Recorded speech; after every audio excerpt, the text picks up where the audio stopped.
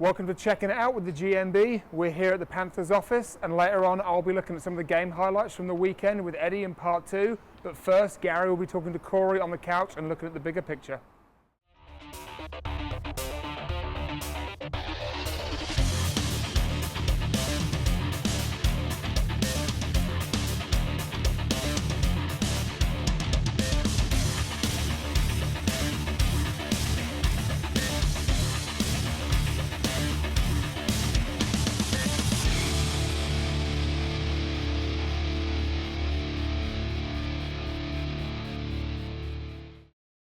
Thanks, Dan, and yes, indeed, Coach Corey Nielsen joins me for a bit of a sit rep, although you didn't really know what a sit rep was last time I told you about it. Situation report. Another big week for the Nottingham Panthers. Big home game, Braehead, Saturday. Big crowd in. It's the GMB's corporate night, so tickets are getting a little bit rare. So if you haven't got one, we do recommend you get down to the box office. And then it's a long road trip for the Panthers up to Dundee. We'll look ahead to the weekend in a moment, Corey, but I mean, the simplest first question is, where are we at the moment? I think we're 7-3 in our last 10. We have gained a little bit of momentum. We've started to win some games. We're bitterly disappointed by our performance on Saturday. It wasn't our best, but aside from that game, we've been playing pretty well. Yeah, I mean, the game before it, best of the season away at Braehead when we knocked them out of the cup. Yeah, we were really good. So as head coach, the buck stops here, as it were. That's the plaque on the desk. What was the difference between how the boys performed on Wednesday in Braehead and how they performed at home to Cardiff in terms of delivery? Well, there's a lot of things. I mean, first off, it's the season is a long, taxing, mentally draining, and I think a lot of players, and I remember myself when I was used to play a long time ago. It's hard to keep that same. That was a long time ago. That same intensity for 70 odd games. So, and normally when one player kind of drops their intensity, you still have a pretty good group of players who are going, and that night nobody was really going. The forwards, I mean, we outshot them. We had some decent stuff. The defensemen kept them to the outside. They got their goals. But for the most part, it was just a flat game. There wasn't a ton of energy. And I don't know if it was just from the incredible high and feeling a little bit maybe too good about themselves after the Wednesday, or it was just, we were a little flat. And give Cardiff credit. They are first place team right now because they're playing like a first place team. They do all the little details very well, and some of the things that we were trying didn't work because we weren't moving our feet. I mean, we had been playing a real pressure system, and on that Saturday I didn't feel like the guys got out of second gear and taking away time and space the way we were on that Wednesday. So if you could wind the clock back, would you have done anything different in the preparation, what you said to them beforehand, how you approached Saturday's game? Did you do anything different Saturday from Wednesday?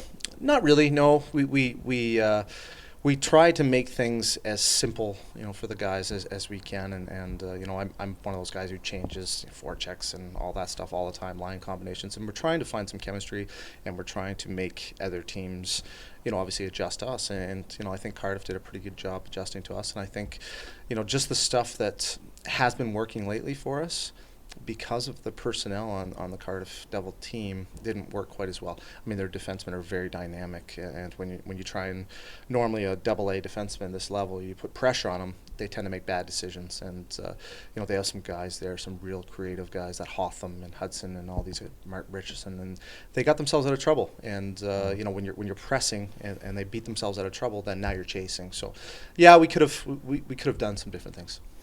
You and I have always said sport's about small margins. If we were making wheels for rally bikes and some guy was putting too long a spoke in so it made the wheels oval, we'd tell him to stop doing it. But sport's not like that. So many variables. And I thought, I was in the sound and light booth for the game on Saturday, looking directly down at that end, the opposite to the stage end. The very first shift, Schultze had a tip that was this far from going in, and it was curling as well. It wasn't even straight, it was curling. It beaten bounds in goal, but it went the wrong side of the post. Next two shifts on the back of that, the momentum was all Panthers and the shots rained in. I think there was 5 more shots in 2 shifts. I reported it on the hotline. Any one of those going in, you've got a completely different game, haven't you?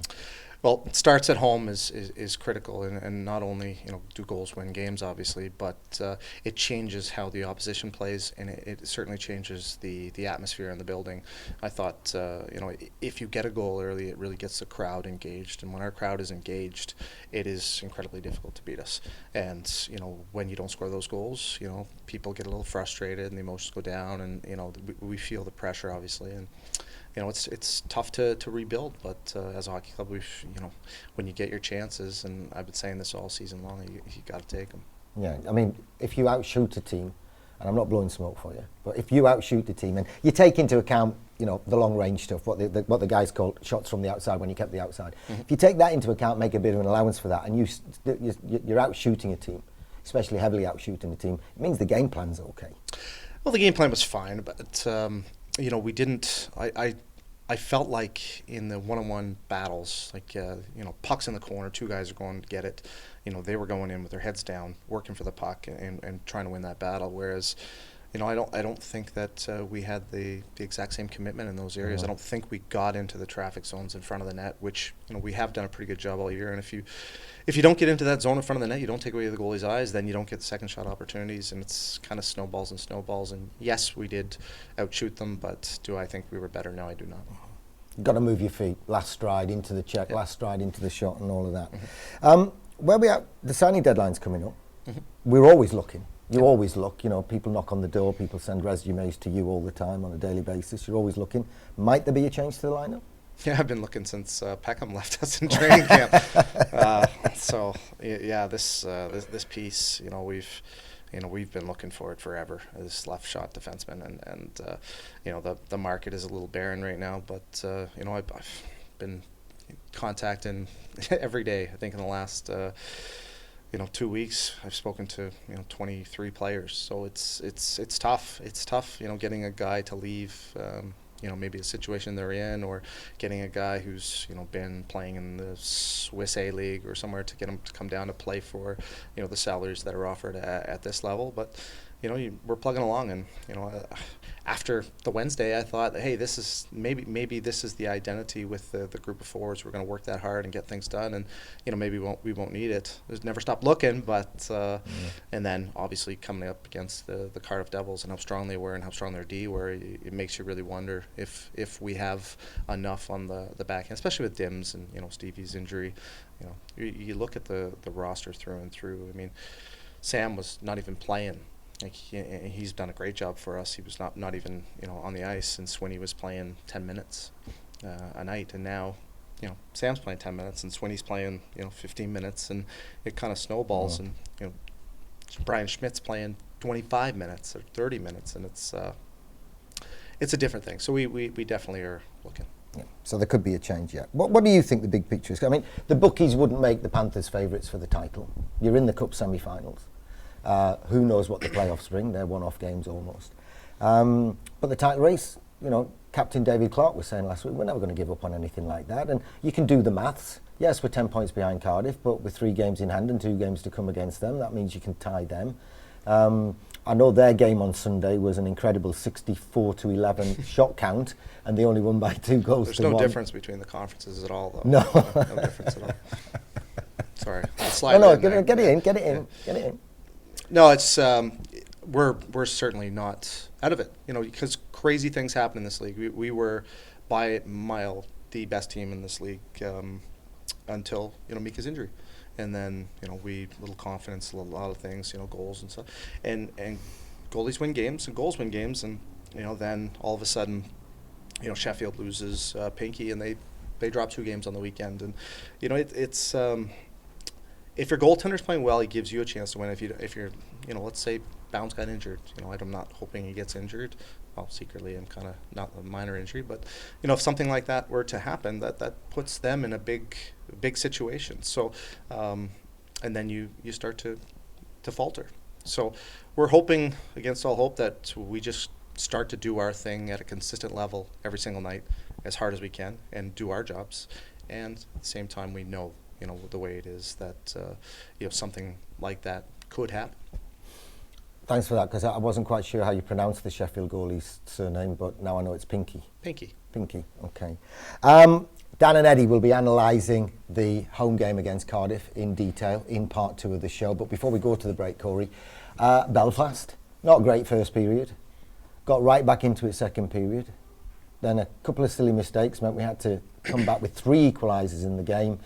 And then Mr. Bombach stole the show. Yeah. You know what? We didn't have a very good first period at all. And I watched the tape, and they didn't have a very good first period at all. I think both teams were horrible, to be honest.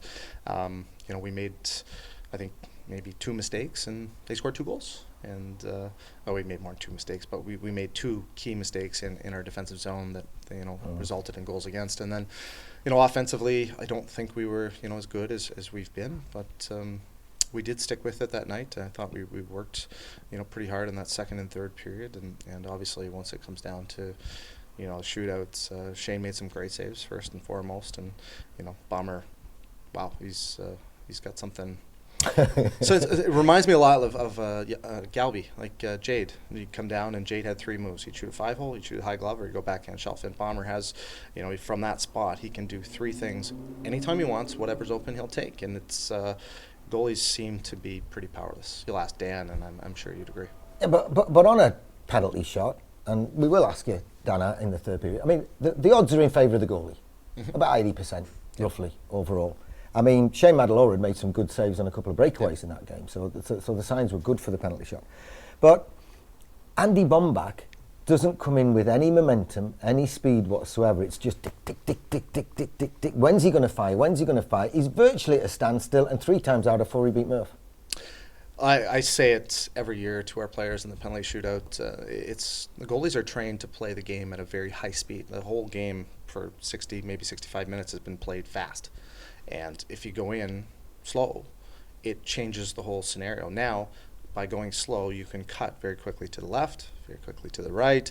You can hold the puck in a position, and you hold the goaltender frozen with in his stance, and it's tiring. And you make one little pump, and he'll go down into his butterfly and go either side. It's not hard. I mean, when I used to do it, and I wasn't as good as Bommy, but wasn't really all that fast. Now, granted, I wasn't very fast ever, but I was going to say. I thought I'd get that before you did, but it's certainly not to a shooter's advantage to go 1,000 miles an hour. And even the guys who do it, you look at Patrick Kane, he goes 1,000 miles an hour till the hash marks, and then he puts the brakes on. Goalie slides back, and then he does his thing, and it's different. It's hard for the goalie. Well, it was a beautiful thing to watch on Sunday. Thanks for talking to us. We'll have you again on the show in part 3. After the break, it's Dan Green and Eddie Sweeky looking at it would be so easy to look at the win, wouldn't it, against Belfast? So we're going to analyse the home loss to the Cardiff Devils, and then Corey's going to be back on the couch with me and Dan Green in part 3. See you in a moment.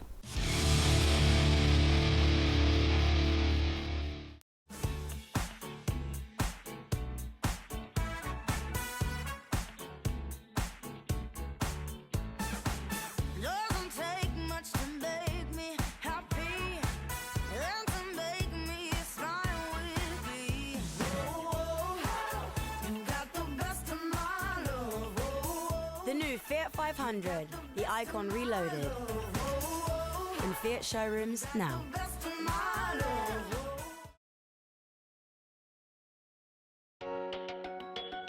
Whatever your white good needs, whether it's sales or repairs, choose Jim Grice, Sutton in Ashfield.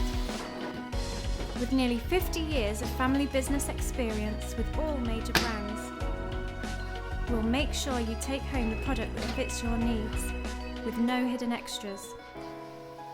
Choose Jim Grice, Sutton in Ashfield. Friendly family business that cares. Nearly 50 years speaks for itself. I'm Jeff Dimon, and you're watching Checking It Out from the Panthers office with the GMB.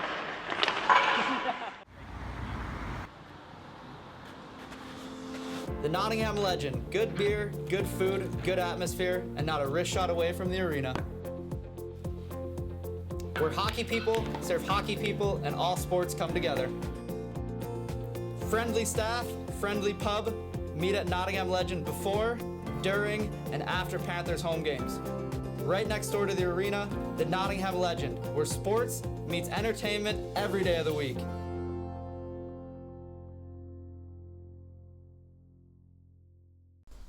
Ice hockey, the world's fastest team sport. played in Nottingham by the GMB Nottingham Panthers. For tickets and fixtures, visit panthers.co.uk.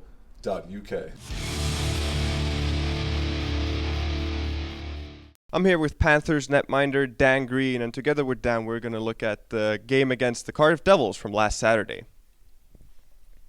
So first off, we see Cardiff are on the power play, and notice how they flood the side where the puck is. It's really evident they play in a smaller rink. Mika with a big save there. Yeah, really big save, and then a great sliding block there by Schmidt to make the second save. Speaking of awesome, how awesome is this pass? Lacko right there between the legs of Batch, and Bombach got a shot away. Yeah, I think we're all expecting him to go obviously across there to Schulte on his one-timer side, but he throws it through to Bomber. Great look there from Lacko. Now, on this next play, really focus on Doucette. His hustle is exemplary. Right there. Ling gets caught, and now Brian Schmidt has pretty much no option but to hook.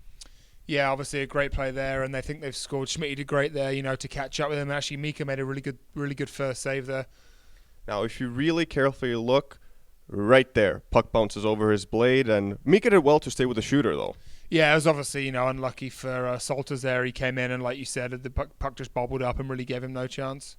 If you watch the top right there, David Clark is going to get penalized for cross-checking. It's a tough call, we think, but either way, there's going to be an ensuing power play right here. Haddad managed to draw the penalty, and you'll see they're going to whisper some sweet nothings.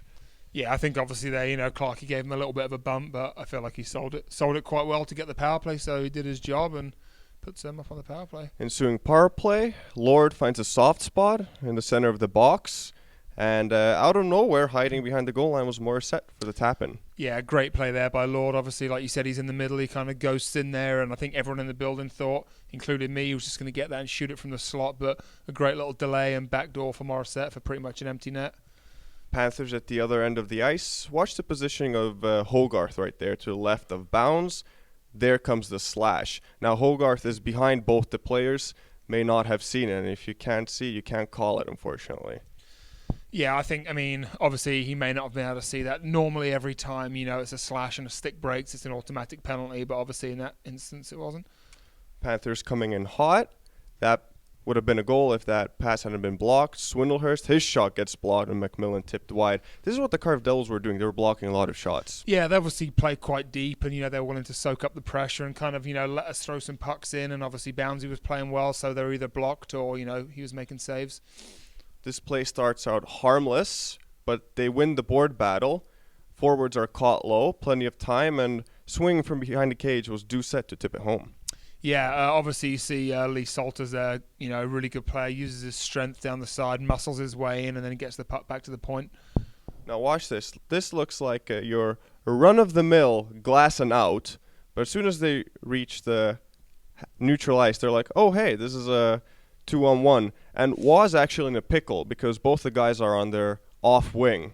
So it's a tough choice for him. Yeah, it was a tough play. Obviously, like you said, it was just kind of a glassing out, and it just fell favourably for them. And yeah, obviously, I think it was Martin that was with Doucette. Then he can obviously shoot it any time he wants, and then he just throws it right over to Doucette pretty much for an empty net. So a great finish. And that's pretty much the highlights from the Cardiff game. Now Dan Green is going to join the couch with Corey Nielsen and Gary Moran.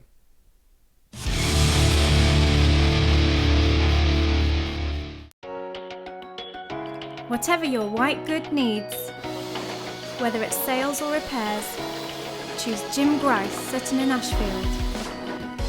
With nearly 50 years of family business experience with all major brands, we'll make sure you take home the product that fits your needs, with no hidden extras. Choose Jim Grice, Sutton in Ashfield. Friendly family business that cares. Nearly 50 years speaks for itself. Amore. Subito.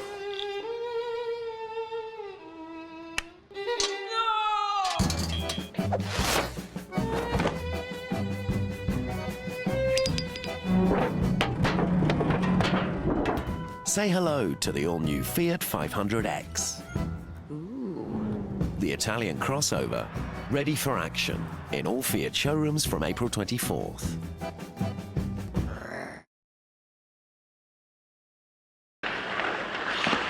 I'm Evan Mosey. You're watching Checking It Out from the Panthers office with the GMB.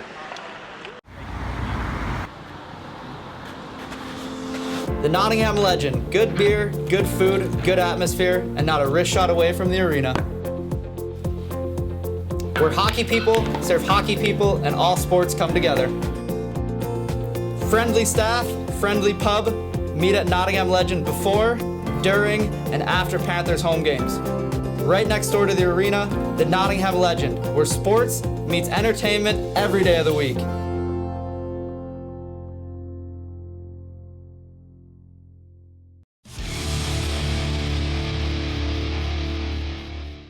You are watching Checking It Out with the GMB, and Dan Green has joined us down here at this end of the office. And Dan, we'll start with that point we mentioned in part one. On the penalty shootout in Belfast, we saw Andy Bombach, not lazy river style, it was almost stagnant pond speed by the time he got there. Is that as difficult as we were making it out to deal with as a goalkeeper? Yeah, it's definitely very challenging. He's obviously got it down to perfection now. You know, you see him and some of the guys practice almost every day. So not only the speed he comes in, but, you know, it's obviously the angle. You know, guys, they used to just come straight down the middle, you know, like Corey was saying, full speed, try and move and whatever. But now it's such a science, and, you know, they're coming in, you know, going left to right, fast, slow, trying to find anything they can to try and, you know, find the perfect way to score. And, you know, they have that, you know, 2 or 3 moves which they almost have perfected now. So, yeah, it's really tough. I always used to think, get some momentum, boys, and then you've got it and what have you. But after watching Andy Bombach's performance in Belfast, you know, changed my mind. And Corey, I think it was you and me that pointed out that the league didn't used to do this, but in the rules, it should be the away team first in the round robin section, and then the home team first in the sudden death section. And they do now all do that. For a while, they didn't realise that was the rule. And what's that all about? Do you like them to enforce the rule? Well, rules are meant to be enforced, but not if you're doing the score clock in Braehead. Yeah, there's a lot of those little things. I just worry about what's happening. I remember when taking those shots, or when I'm watching the shots, it's always, I know there's a lot more pressure if you're going second to equalize. If you're down and you got that last shot and you got to score, that's really tough. That's a lot of pressure. So it's always a little bit more advantageous if you go first, then you put them under pressure. But then it flips around. I mean, I mentioned the score clock up in Braehead. I don't know what that was all about. Starting at 1-0 in favour of the Panthers. You know, I guess they couldn't add one and work it out, so they needed to explain it to the spectator. I'm not sure. It brings me to the one of the awards that we do, the Jim Grice sponsored Joseph Grimaldi Clown Moment of the Week. I mean, the scoreboard in Braehead was a nomination. Have you got any nominations this week? Nope. Oh, what about the bus? What about the team bus? I've heard that our team bus... Which team bus? I've heard our team bus at the moment only starts if the microwave's turned off. Yeah, we've had some hitches. We've had some hitches. Yeah. So if the microwave's turned on, the bus won't turn on. Correct. Yeah, but you can turn the microwave on once the bus is going. Yeah, I think so. No, the microwave won't go on. It shuts off as soon as the bus goes on, and so then you shut the bus off, turn the microwave on, and then once the bus, it won't start. So all right. Okay. I don't know. There's a fuse. One quick award we should mention, Matthew Myers was named Elite League Player of the Week last week, thoroughly deserved. He had a great week and he played a big part in that game up in Braehead. I got another nomination for the Jim Grice sponsored Joseph Grimaldi Moment of the Week. My favourite little conversation in the game on at home. Don't get him back, leave it. If you get him back, I'll penalise you. So said the referee. Our player said, get him back for what? He said, the slash. Is that how it works then? He shouldn't have called the slash. He should just watch out for retaliation. I don't know. Maybe it was. That's not right, is it? That's not right. that just. I try not to. Isn't right. You know, Hollywood couldn't have written that script, yeah. And it wouldn't have been there. Okay, I have got the winner, though. The winner of the Joseph Grimaldi Clown Moment of the Week. Stretching it. We mentioned it last week when Cam was on the show at the school, at the Bluebell Hill School. We had no showers in Manchester. Yeah. The showers ran out of water, ran out of hot water, whatever. The rink engineer came in and accused the boys of having showers between periods, which was ridiculous, obviously. But my favourite moment was, apparently, Brad Moran sticks his head out of our locker room door and passes his stick to Eddie. What did he say, Eddie? Eddie, take this. Go start smashing things. Go start smashing the place up. I just thought it was funny because it was A, Brad Moran, you know, and B, Eddie, because, you know, he'd have to swing that stick hard to break a seal on a coffee jar or something, bless him. Flower Vision Imaginary Bouquet of the Week. Could have gone to Graham Mosey Evan's dad. He sent me this, which is a Kane replica Blackhawks. Yeah. He also sent the shirt behind Dan's head, which is not so much a playing shirt, but it's a Kane USA shirt for more casual wear. Beautiful shirt. And he sent the two over for us to use them in our charity auction, which is after the Coventry game on February the 21st, on the Sunday game, where we're hoping to raise some money for the Wilson Cystic Fibrosis Ward. Apologies if I just banged my microphone with the plastic bag. Did you get that? Are you all right, Matt? How's your ears? Merry Christmas, VT. So those two shirts, might be one lot, might be two lots, but they're joining our auction. And Graham, you came very close to the Flower Vision Bouquet of the Week award, but we're actually going to give it to our fans on social media for their unstinting, brilliant, much appreciated support over the scheduling of games. And if you've been doing it, you know what you've been doing, and you know what I'm talking about.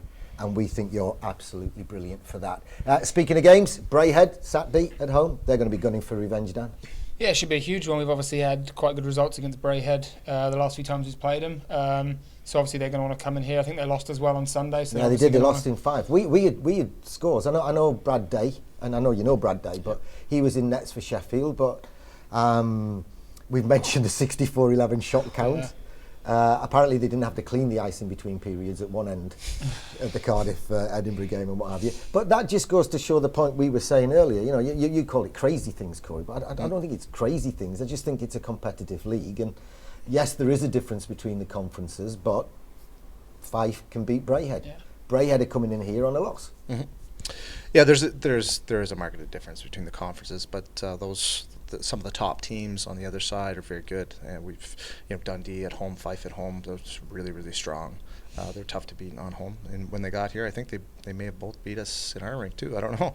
But yeah, there's some good teams. And as I said, it all comes down to putting the puck in the net. If your goaltender keeps it out, it's such a pivotal position. If your goaltender's having a great night, they can't score. You look at Stewart. I mean, every time he plays, he puts teams in trouble just because he can make that big save at the critical time and make the easy saves. And it's a big momentum position, and you really need to hope that you get the puck through. It's going to be an exciting game on Saturday, though.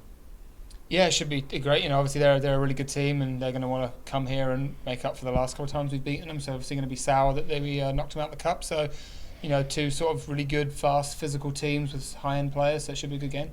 Dan, thanks. Corey, thanks as ever. You've been watching Checking It Out with the GMB from the Panthers office. My thanks to Eddie as well, and to you for watching. Thanks for watching the show, and thanks for watching the GMB Nottingham Panthers.